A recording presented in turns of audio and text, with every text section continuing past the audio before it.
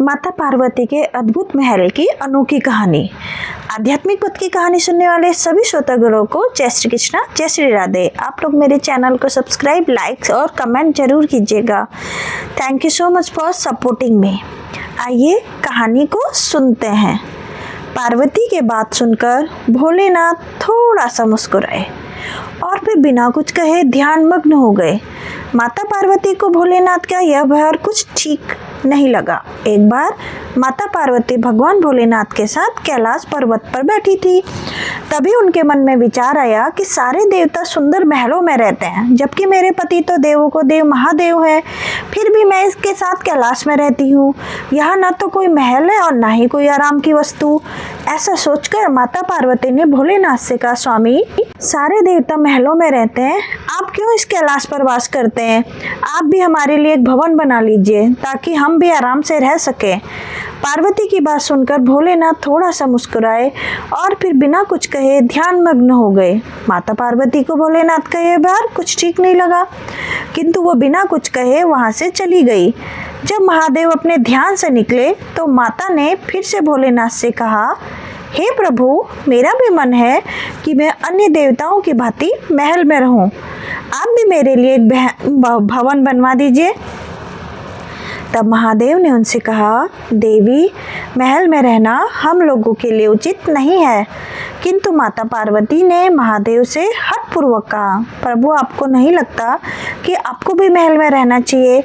आपका महल तो स्वर्ग से बने हुए इंद्र के महल से भी उत्तम और भव्य होना चाहिए। अब तो मैं महल बना लेना ही चाहिए। महादेव ने माता पार्वती को बहुत समझाया। वे बोले, देवी, हम तो ठहरे योगी, खुले में रहने वाले, हमें भवन का वातावरण रास नहीं आएगा। हमें तो महल से में चैन नहीं मिलेगा, क्योंकि महल में रहने के बड़े नियम और बंधन होते हैं। किंतु माता ने तो मन में विचार कर लिया था कि अब महलों के बिना वो नहीं मानेगी। वो बोली, हे महादेव, जब सारे देव महलों में रहते हैं तो फिर महादेव क्यों बर्फ की चट्टानों पर रहते हैं? पार्वती जी के इस हट के आगे देवों को देव महादेव को भी झुकना पड़ा। तब उन्होंने इस कार्य के लिए स्वर्ग से विश्वकर्मा जी को बुलवाया और उन्हें ऐसा महल बनाने को कहा जो तीनों लोक में किसी का ना हो। उधर विश्वकर्मा जी महादेव के आदेशानुसार भवन बनाने के लिए उपयुक्त स्थान की खोज में लग गए। स्थान की खोज करते हुए उन्हें एक ऐसा स्थान दिखा जो चारों ओर से पानी से घिरा हुआ था और बीच में 3 सुंदर पहाड़ थे। वो पहाड़ों पर तरह तरह के फूल और वनस्पति से ढके हुए थे। उस स्थान को देखकर विश्वकर्मा जी ने उसके बारे में माता पार्वती को बताया। जब माता पार्वती ने उस स्थान के बारे में सुना तो उन्होंने खुश होकर भवन बनाने का आदेश दे दिया। विश्वकर्मा जी ने भवन बनाने की शुरुआत की और अपनी विशिष्ट कला का परिचय देते हुए भवन के साथ साथ वहाँ एक सुंदर नगर का निर्माण भी कर दिया। वह नगर देखने में अति सुंदर था। विश्वकर्मा जी ने उस महल को, नगर को सुंदर बनाने में अपना पूरा योगदान दे दिया था। जब उस महल को पार्वती ने देखा तो उनकी प्रसन्नता का ठिकाना न रहा। उन्होंने विश्वकर्मा को धन्यवाद देते हुए उनकी बहुत प्रशंसा की। विश्वकर्मा माता पार्वती और भोलेनाथ को प्रणाम करके अपने लोक को चले गए। घर बनाने का कार्य तो पूर्ण हो चुका था। माता ने महादेव से कहकर गृह प्रवेश का शुभ मुहूर्त निकलवाया। गृह प्रवेश के समय ऋषि विश्वा आचार्यत्व दिया गया था। सभी देवता भी उस समारोह में आए हुए थे। जिसने भी उस महल को देखा वही आश्चर्यचकित होकर उसकी प्रशंसा कर रहा था। वास्तव में वह भवन बहुत ही अद्भुत था।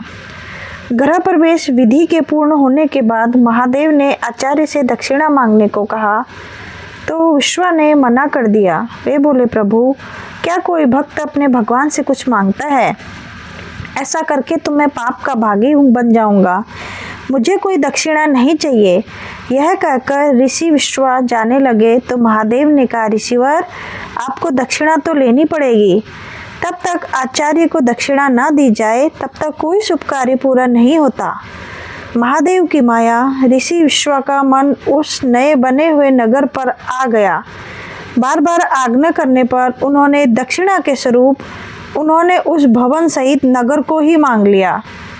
ब्राह्मण को दक्षिणा के रूप में उसकी मुंह मांगी वस्तु दी जाती है, इसलिए महादेव ने उस लंका को ऋषि विश्वा को दान कर दिया।